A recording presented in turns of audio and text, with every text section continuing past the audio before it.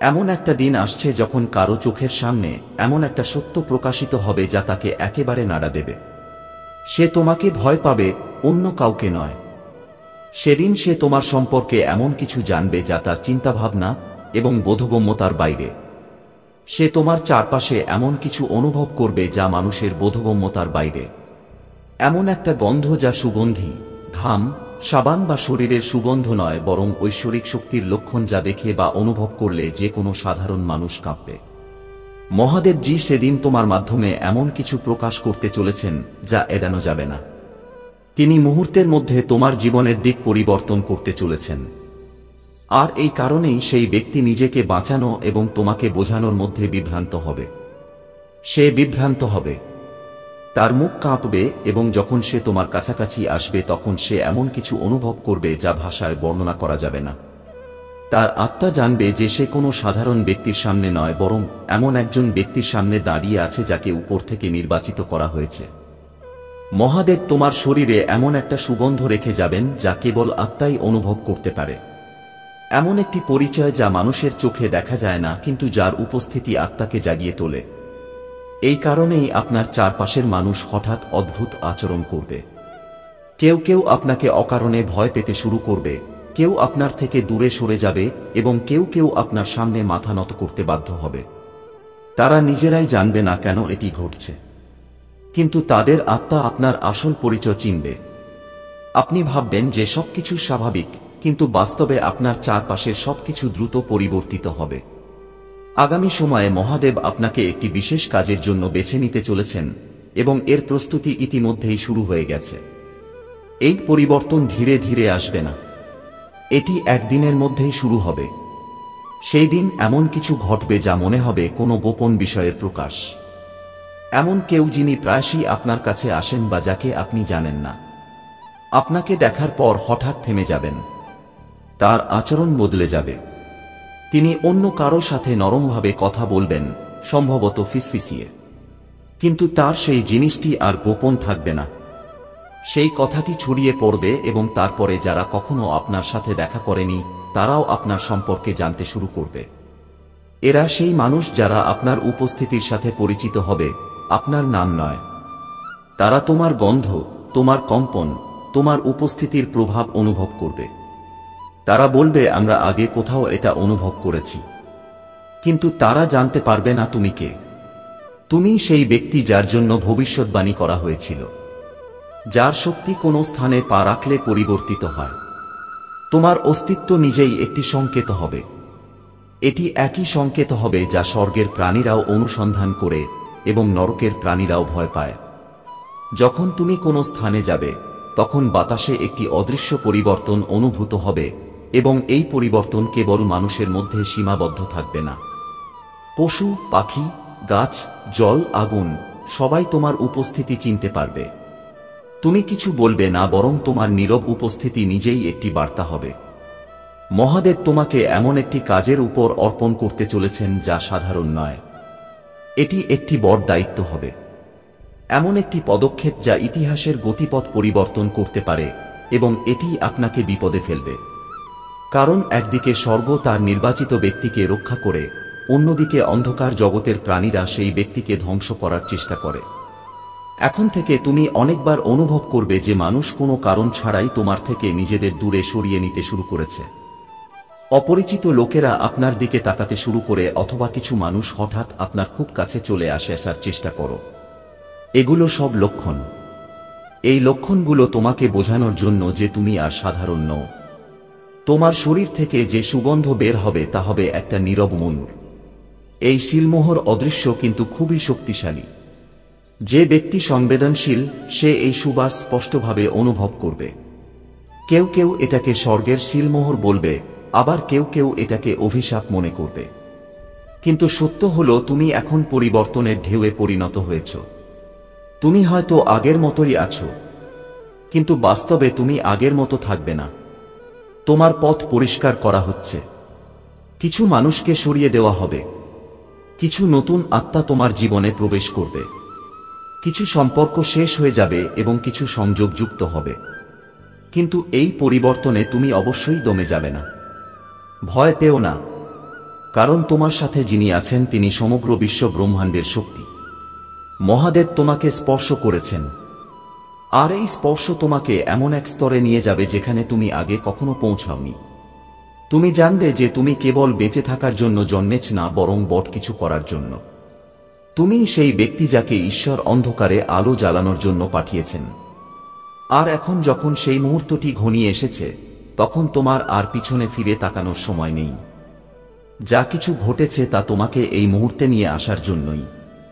এখন থেকে তোমার প্রতিটি পদক্ষেপ গুরুত্বপূর্ণ। তোমার প্রতিটি চিন্তা, প্রতিটি সিদ্ধান্ত, প্রতিটি আবেগ এখন কেবল তোমাকেই নয়, তোমার সংস্পর্শে আসা সকলকেই প্রভাবিত করবে। এটি কোনো সতর্কীকরণ নয়, বরং একটি ঘোষণা। স্বর্গ তোমার জন্য তার দরজা খুলে দিচ্ছে, কিন্তু তার সাথে সাথে অন্ধকারের চোখও তোমার উপর। এখন তোমাকে তোমার ভেতরের আলো জাগিয়ে তুলতে হবে এবং মনে রাখতে হবে যে ঈশ্বর যখন কাউকে বেছে নেন, তখন তিনি তাকে কেবল ক্ষমতাই দেন না, দায়িত্বও দেন, এবং এখন সেই দায়িত্ব তোমার। আগামী সময়ে এমন একটি মুহূর্ত আসবে যা সবকিছু বদলে দেবে। মহাদেবজি তোমাকে এখন হালকাভাবে ভাবতে দেবেন না, কারণ তুমি যে পরিচয়কে এতদিন গোপন মনে করে আসছিলে তা এখন বিশ্বের চোখের সামনে প্রকাশিত হতে চলেছে, যা তোমার জীবনের প্রতিটি দিককে স্পর্শ করবে। এই সময়টি হবে যখন আধ্যাত্মিক জগৎ এবং ভৌত জগতের মধ্যে দূরত্ব অদৃশ্য হতে শুরু করবে। মানুষ তোমাকে স্বাভাবিকভাবে দেখতে পাবে না। তোমার উপস্থিতি তাদের মনে অনেক প্রশ্ন জাগিয়ে তুলবে। একজন অপরিচিত ব্যক্তি হঠাৎ থেমে জিজ্ঞাসা করবে যেন সে তোমাকে আগে থেকেই চেনে। তোমার চারপাশে এমন এক আবহ তৈরি হবে যা মানুষকে আকর্ষণ করবে কিন্তু ভয় দেখাবে। কারো চোখে কৌতূহল থাকবে, আবার কারো চোখে ভয় থাকবে। কিন্তু এগুলো সবই এমন এক সুগন্ধের লক্ষণ যা এখন তোমার সত্তার অংশ হয়ে উঠেছে। এই সুগন্ধ কোনো সাধারণ গন্ধ নয়, বরং একটি আধ্যাত্মিক চিহ্ন, একটি ঐশ্বরিক চিহ্ন যা এখন তোমার জীবনের পরিচয় হয়ে উঠবে। প্রাচীন রাজারা যেমন তাদের রাজ্যের সুগন্ধ তাদের বিশেষ লোকদের হাতে তুলে দিয়েছিলেন, তাদের একটি বিশেষ পোশাক দিয়ে, তেমনি এখন ঈশ্বর তোমাকে তার উপস্থিতিতে সিক্ত করেছেন। এই সুগন্ধ এখন তোমাকে সর্বদা ঘিরে থাকবে এবং এটি স্বর্গের দাবির সাক্ষ্য যে তুমি তাঁর। এই কারণেই যখন অন্ধকারে বাসকারী কেউ তোমার কাছে আসে, তখন সে কাঁপে, কারণ এই গন্ধ, এই শক্তি, এই দেবত্ব অন্ধকারকে বিরক্ত করে। মহাদেবজি তোমাকে মনে করিয়ে দিচ্ছেন যে এটি কেবল একটি চিহ্ন নয়, বরং একটি দায়িত্ব। তিনি তোমাকে চিহ্নিত করেছেন এবং এই চিহ্নটি একটি চুক্তি, একটি ঐশ্বরিক চুক্তি যা তুমি এখন সম্পূর্ণরূপে পূরণ করবে। কিন্তু এর সাথে কিছু চ্যালেঞ্জও আসতে চলেছে। কিছু মানুষ থাকবে যারা তোমাকে এই পথ থেকে বিচ্যুত করার চেষ্টা করবে। তারা নিজেরাই জানবে না কেন তারা এমন করছে, কিন্তু তাদের পিছনের শক্তিগুলো জানে তুমি কে। তাই এখন থেকে তোমার প্রতিটি পদক্ষেপ, প্রতিটি সিদ্ধান্তের গুরুত্ব বৃদ্ধি পাবে। তোমার নীরবতা, তোমার কথা, তোমার প্রার্থনা সবকিছু এখন আরো গভীরভাবে অনুভূত হবে। তোমার আশেপাশের কিছু মানুষ তোমার দিকে তাকাতে শুরু করবে। কেউ কেউ তোমার সম্পর্কে জিজ্ঞাসা করবে এবং কেউ কেউ চুপচাপ তোমার কার্যকলাপ পর্যবেক্ষণ করবে। এই সময় তুমি তোমার চারপাশের শক্তি আগের চেয়ে আরো তীব্রভাবে অনুভব করবে। কখনো কখনো তোমার মন হঠাৎ ভয় পেয়ে যাবে। তুমি কোনো কারণ ছাড়াই অস্থির বোধ করবে। তুমি তোমার স্বপ্নে কিছু অজানা মুখ দেখতে পাবে, অথবা হঠাৎ করে প্রার্থনা করার তীব্র তাড়না অনুভব করবে। এগুলো সবই লক্ষণ। এইভাবেই স্বর্গ তোমাকে আগামী দিনের জন্য প্রস্তুত করছে। মহাদেবজি বলছেন যে তোমার ভয় পাওয়ার দরকার নেই, কিন্তু তোমাকে সতর্ক থাকতে হবে। ঈশ্বর ইতিমধ্যেই তোমার চারপাশে ঐশ্বরিক সুরক্ষা স্থাপন করেছেন, কিন্তু এই সুরক্ষা তোমার আধ্যাত্মিক সচেতনতা দ্বারা সক্রিয় হয়। যদি তুমি কারো প্রতি অস্বস্তি বোধ করো, তাহলে এটি একটি লক্ষণ। যদি তোমার হৃদয়ে কিছু ভালো না লাগে, তাহলে এটি একটি সতর্কতা। যদি হঠাৎ তোমার মধ্যে অনুপ্রেরণা জাগে যে এখন তোমার একা থাকা উচিত এবং প্রার্থনা করা উচিত, তাহলে তা উপেক্ষা করো না। ভবিষ্যতে ঈশ্বর তোমাকে এভাবেই পথ দেখাবেন। এই সুগন্ধ এখন একটি অস্ত্রে পরিণত হয়েছে, একটি তরবারি যা অদৃশ্য অন্ধকার কেটে দেয়। যখন তুমি ধ্যানে বসো অথবা যখন তুমি কোনো পবিত্র স্থানে প্রবেশ করো, তখন এই সুগন্ধ গভীরভাবে ছড়িয়ে পড়বে। এটি এমন জায়গায় পৌঁছাবে যেখানে তোমার শরীর পৌঁছাতে পারবে না। এটি তোমার সাথে সংযুক্ত মানুষের কাছে পৌঁছাবে। এই কারণেই তুমি পরিবর্তন অনুভব করতে শুরু করবে। কিছু পুরনো সম্পর্ক ভেঙে যাবে, কিছু নতুন সম্পর্ক তৈরি হবে। কিছু মানুষ খুব শান্ত হয়ে যাবে এবং কিছু তোমার উপস্থিতিতে অস্থির হয়ে উঠবে। অন্ধকারের এজেন্টরা অনুভব করবে যে সেই শক্তি ফিরে এসেছে যা তাদের আগে পরাজিত করেছিল। এবং এই কারণেই কিছু মানুষ তোমাকে দেখতে ভয় পাবে, কারণ তারা জানবে তুমি কে, এমনকি যদি তারা তা মুখে বলতে না পারে। মহাদেবজি বলেন যে এই সময় কেউ তোমার জন্য চিন্তিত। তিনি জানেন যে এই গোপন রহস্য উন্মোচিত হওয়ার সাথে সাথে অন্যরা তা সহ্য করতে পারবে না। কিন্তু মনে রাখবেন যে তোমার বিরুদ্ধে যে অস্ত্র তৈরি করা হবে তা সফল হবে না। কিন্তু এর অর্থ এই নয় যে শত্রুর কৌশল সম্পর্কে তোমাকে অজ্ঞ থাকতে হবে। এই কারণেই ঈশ্বর এখন তোমার কাছে এই গোপন রহস্য প্রকাশ করছেন, যাতে তুমি অন্ধকারকে চিনতে পারো এবং আত্মার কণ্ঠস্বর অনুসারে প্রতিটি সিদ্ধান্ত নিতে পারো। আগামী দিনে তোমার কাছে সুযোগ থাকবে, এমন সুযোগ যা হয় তোমাকে তোমার উচ্চতর উদ্দেশ্যের কাছাকাছি নিয়ে যাবে অথবা তোমাকে তা থেকে দূরে নিয়ে যাবে। এই সুগন্ধি সেই দরজা খুলে দেবে যা আগে বন্ধ ছিল, কিন্তু তাদের সাথে এমন কিছু খুলে যাবে যা তোমার জন্য নয়। তাই প্রতিটি পদক্ষেপ সাবধানে নিতে হবে। ঈশ্বরের সতর্কবাণী কঠোর, কারণ তিনি জানেন এই সময়টি কতটা গুরুত্বপূর্ণ। আধ্যাত্মিক জগতে বিলম্বের অর্থ কেবল হাতছাড়া সুযোগই নয়, বরং সুযোগের বিনাশও হতে পারে। তোমার কাছে যা আছে তা হল এই সুবাস। এই শক্তির উপস্থিতি বিরল। আর এমন অনেক শক্তি আছে যারা চায় না যে তুমি এই শক্তিকে পুরোপুরি বুঝতে পারো বা ব্যবহার করো। কিন্তু এখন তুমি জানো তুমি কে। এখন থেকে যখনই তুমি ভয় পাবে, মনে রেখো যে মহাদেব তোমার আগে আগে হাঁটছেন। যখন কেউ তোমার দিকে অদ্ভুত চোখে তাকাবে, মনে রেখো যে সে তোমার আত্মার সুবাস অনুভব করছে। যখন তুমি অনুভব করবে যে মানুষ তোমার বিরুদ্ধে যাচ্ছে, তখন বুঝতে হবে যে তারা তোমার ভেতরে থাকা শক্তিকে ভয় পাচ্ছে। এখন থেকে প্রতিটি সকাল একটি নতুন দায়িত্ব নিয়ে শুরু হবে। প্রতিটি দিন তোমার জীবনে একটি নতুন দিক নিয়ে আসবে এবং প্রতিটি প্রার্থনা তোমাকে আরো শক্তিশালী করে তুলবে। এই সুবাসকে ভয় পেও না।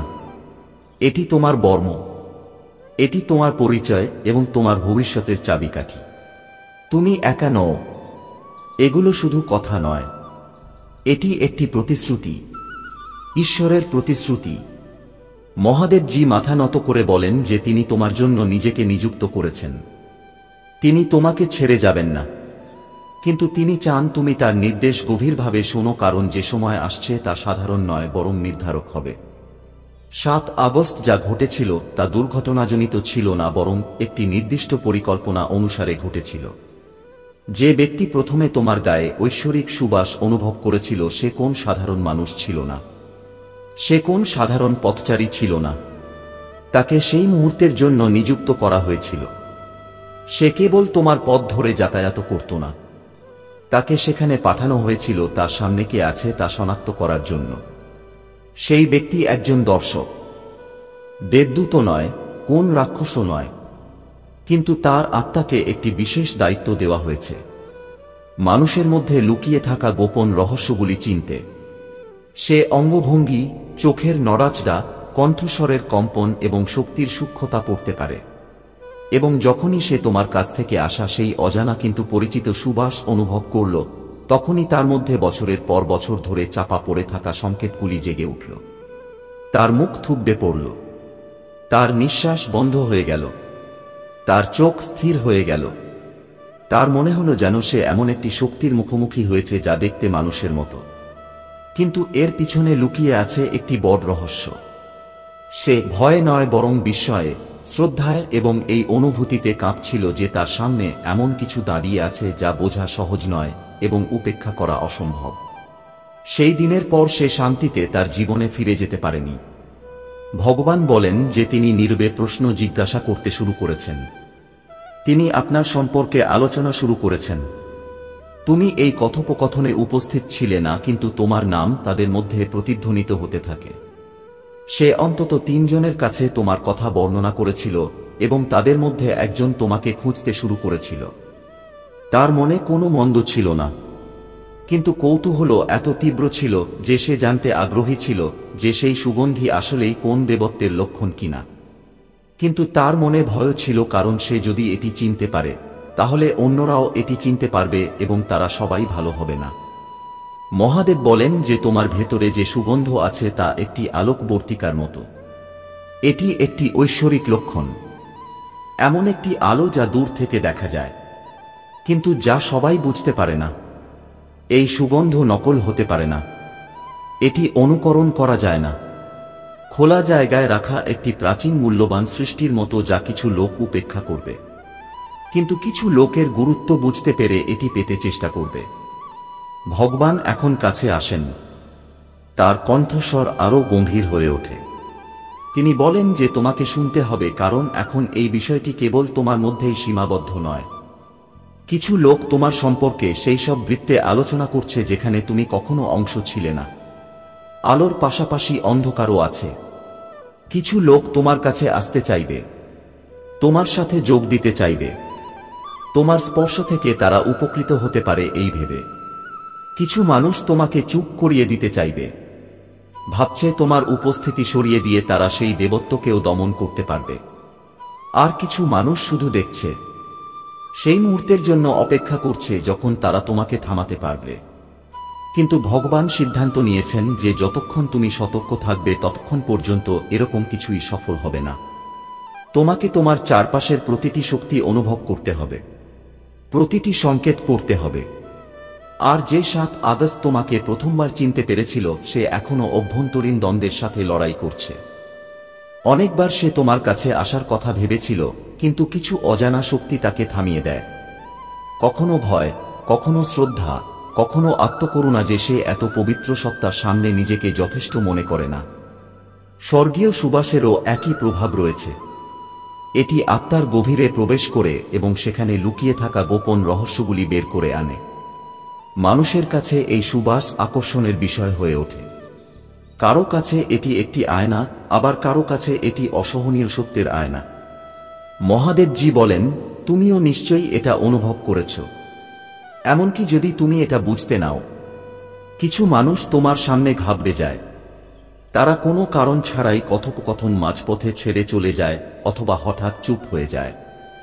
এই সবই তাদের আত্মার ঐশ্বরিক শিলমোহরের প্রতি প্রতিক্রিয়া, যা এখন তোমার উপর স্পষ্ট হয়ে উঠেছে। কিন্তু সত্য হলো এই সুবাস নতুন নয়, এটি অনেক দিন ধরে তোমার সাথে ছিল। আগে এটি কেবল একটি ছায়া ছিল, এটি তোমার জীবনকে রূপ দিচ্ছিল, সূক্ষ্ম এবং নীরব। কিন্তু এখন এটি আরো তীব্র হয়ে উঠেছে, কারণ এখন তোমার লুকানোর সময় শেষ হচ্ছে। স্বর্গ ধীরে ধীরে তোমাকে প্রস্তুত করেছে।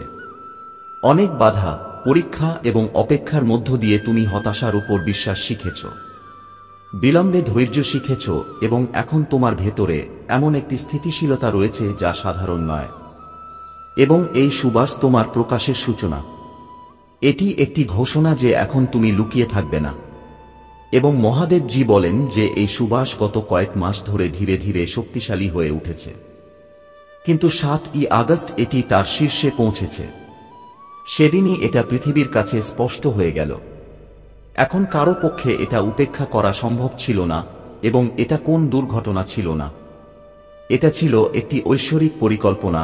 এবং যে ব্যক্তি সেদিন তোমাকে দেখেছিল তাকে এই রহস্যের প্রথম সাক্ষী হিসেবে নির্বাচিত করা হয়েছিল।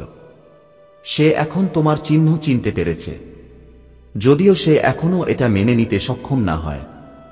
এখন তোমাকে বুঝতে হবে যে এই চিহ্ন নিয়ে হাঁটা সহজ হবে না, কিন্তু ঈশ্বর বলছেন, আমি তোমার সাথে আছি। আমি তোমার সামনে হাঁটি এবং আমি তোমার পিছনে আমার আলো ছড়িয়ে দেই। তুমি যে পথে হাঁটবে তা নিজেই তৈরি হবে। তোমার উপস্থিতি নিজেই তাদের উত্তর হয়ে উঠবে যারা তোমাকে থামাতে চায়। আর এই সুগন্ধি তোমার বর্ম, এটা তোমার প্রমাণ। আর এটাই তোমার আত্মার ডাক যা বিশ্ব এখন শুনতে প্রস্তুত। কিন্তু শুধু তাকে কেন?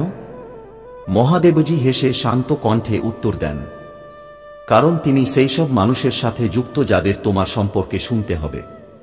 তিনি নিজে তোমাকে সাহায্য করবেন না, কিন্তু তাদের কথা, তাদের চিন্তাভাবনা এবং তাদের অভিজ্ঞতা এমন এক ঘটনার শৃঙ্খল শুরু করবে যা তোমাকে সেই পথে নিয়ে যাবে যে পথে স্বর্গ তোমাকে যেতে চায়। এই কারণেই এটি তাৎক্ষণিক, কারণ একবার এই শৃঙ্খল শুরু হয়ে গেলে কেউ এটি থামাতে পারবে না, এবং আপনাকে পরবর্তী প্রতিটি মুহূর্তের জন্য প্রস্তুত থাকতে হবে। মহাদেবজি বলেছেন যে আমি নিয়ন্ত্রণে আছি। তারা আপনার সম্পর্কে যা কিছু জানে তা তাদের জানার কথা, এবং তারা যা ভয় পায় তা আমি আপনার ভিতরে রেখেছি। তারা যা অনুভব করেছিল তা কেবল আপনার জীবনের গল্পের একটি অংশ যা এখন তাদের পূর্ণাঙ্গভাবে আকর্ষণ করবে।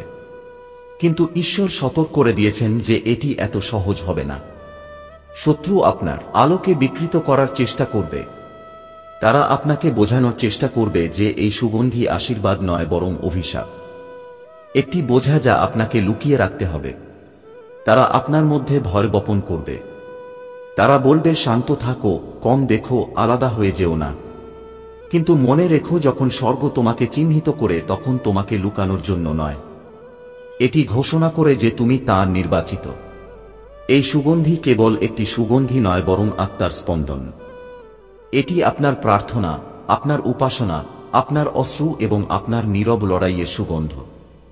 যতবার আপনি কষ্টের মধ্যে ঈশ্বরের নাম নিয়েছেন, প্রতিবার আপনি প্রতিশোধের চেয়ে ক্ষমা বেছে নিয়েছেন, যতবার আপনি আশার রেখায় বিশ্বাস করেছেন, সুগন্ধটি আরও শক্তিশালী হয়েছে।